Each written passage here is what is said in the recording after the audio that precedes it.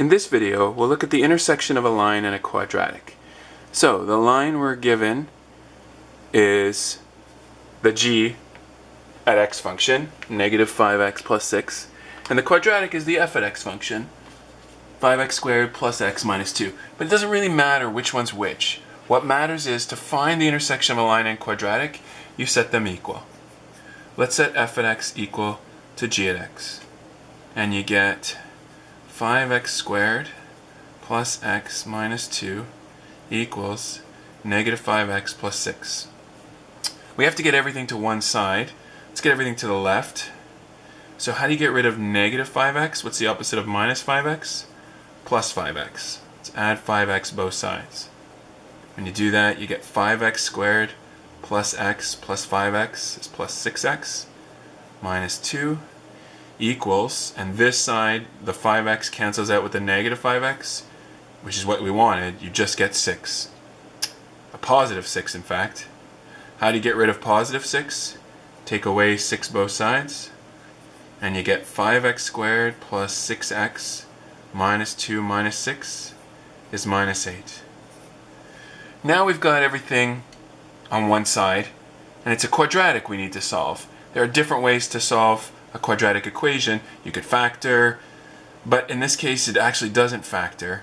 So what's your go-to when something doesn't factor? The answer is quadratic formula. This is your a value, this is your b value, this is your c value, or you can list them. My a is 5, my b is 6, my c is negative 8. And I'm going to solve using quadratic formula. So show the reader. Now I'm going up here. Quadratic formula is x equals negative b, you have to know this, plus or minus b squared minus 4ac all over 2a. So my x equals, the x value of the solution we're trying to find is negative b, so that's negative 6. Either look here or look here.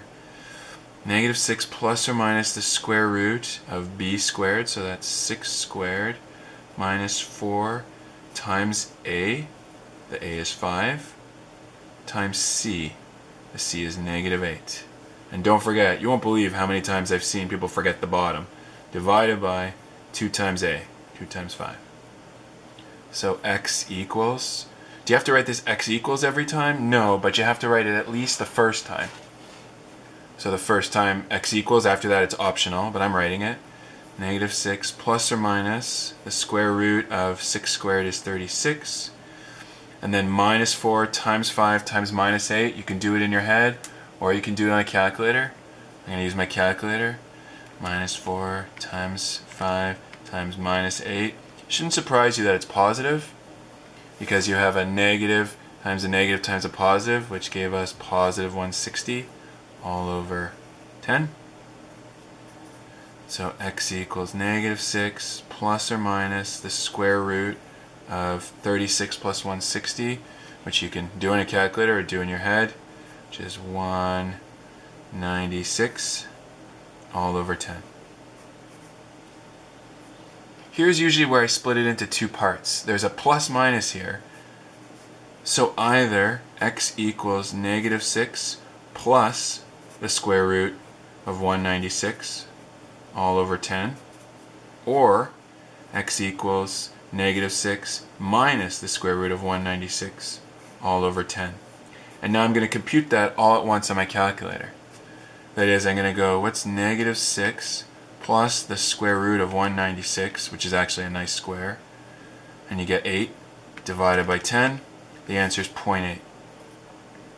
So one of my answers is x equals 0.8. The other one, put this little divider here, is negative 6 minus the square root of 196, which gives a nice negative 20, divide by 10, and x is negative 2. So I have two possible x's. X is 0.8 and x is negative 2.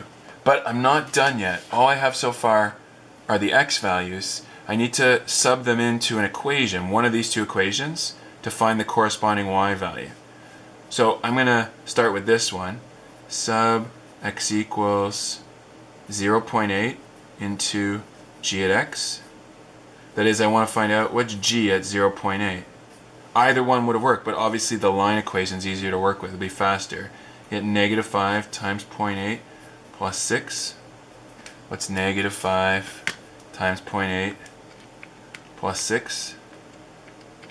And I get 2.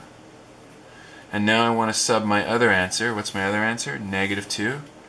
So I want to sub x equals negative 2 into g at x again. Could use f at x, it'll just take longer. So g at negative 2, what's the g equation? Negative 5 times negative 2 plus 6. Negative 5 times negative 2 is positive 10. So I get 16.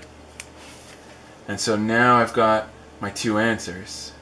I've got, I can write them as points. I'm going to put them in a therefore statement. Therefore, they intersect at, what's my first one? 0.8, comma 2. I subbed in 0.8, I got 2. And they also intersect at negative 2, comma 16. And I've got it. I found the intersection of a line and a quadratic. How? I set them equal. I got everything to the left-hand side, but I couldn't factor, so I used quadratic formula, which eventually gave me two answers for x. And when I got my two answers for x, I subbed them back into one of the equations. I chose the simpler one to save time, and got the corresponding y values. Those are my 2 points of intersection. And I'm done.